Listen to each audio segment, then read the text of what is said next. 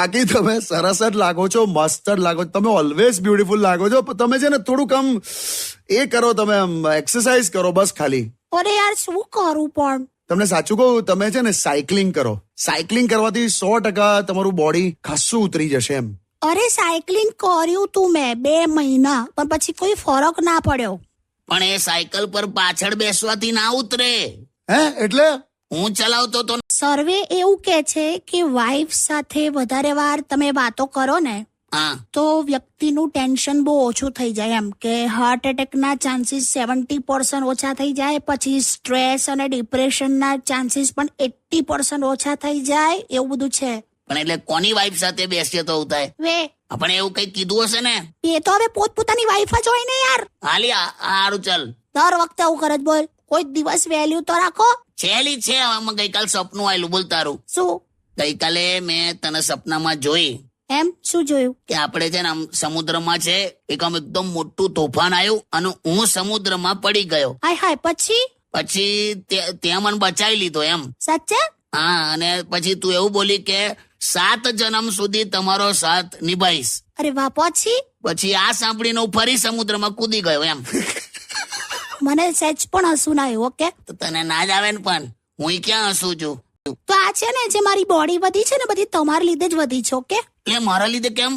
લગ્ન થયાના અત્યાર સુધી તમે આમ છે ને, જ્યારે પણ હું જમવાનું બનાવું ને તો તમે ઓછું ખાવ છો અને સૌથી વધારે મને ખવડાવો છો કે લે ખા ખા ખા ખા કરી મને જ ખવડાયા કરો છો. ક્યાં બાત હે કાકા. એમને પણ બહુ ગંદુ બનાવે છે જમવાનું એટલે. હાય હાય. હા, અચ્છા, એટલે તમે આજે મને ખવડાય કરો છો હું ખરાબ બનાવું છું એટલે ખવડાવો છો? તો તને શું લાગ્યું? મને એમ કે બધું આટલો બધો પ્રેમ છે મારા માટે. હોતું હશે. છે ને, બહુ ખરાબ માણસ. તને કહું, લગ્ન પહેલા આખું ખાનદાન છોકરી જોવા જાય, લગ્ન પછી છોકરી આખા ખાનદાન ને જોઈ લે. મેં કર્યું કોઈ દિવસ એવું? એટલે બધું તારા પર કેમ લે છે? તું એક જ છે પૃથ્વી પર, પૃથ્વી જેવી. જો અત્યારે જો એને તને કહી દઉં, અત્યારે બધું તને ગમે તે તું કરે ને, પણ બધું પૈસા પર જ ટક્યું છે. હું પણ હે હું પણ તમારી વાત સાથે સહેમત છું એમ કહું છું. હા, એટલે બહુ રહીને હોશિયારી ના મારીશ તું. અરે હું ક્યાં કશું બોલી? 3 કરોડ નથી મળ્યા, ખાલી વ્યૂઝ ક્રોસ થયા છે, એમાં ફેર હોય.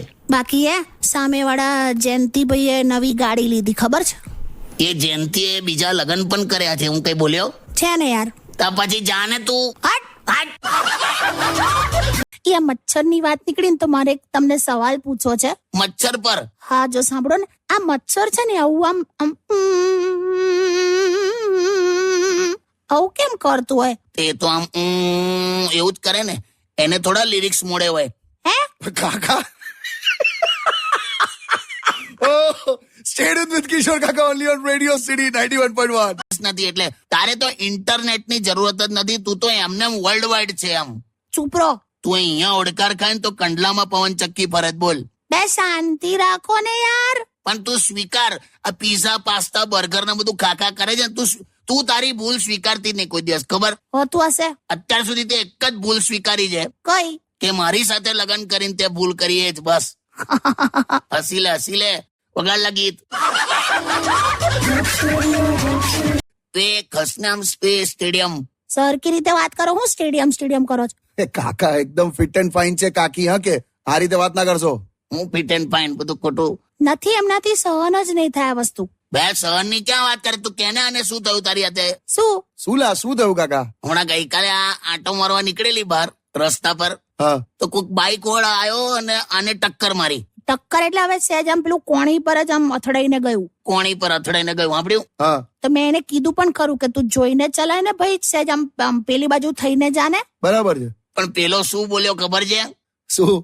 પેલો કે બેન, પેટ્રોલ બહુ જ ઓછું છે અને તમને બચાવવા માટે મારે જે બહુ જ લાંબો ચક્કર મારવો પડે ને, એ મને પોસાય એવું નથી. શું?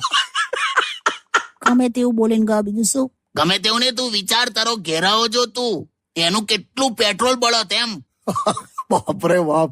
કશું બી બધું આવે છે ને, બધા વધારે પડતું તમે બોલો.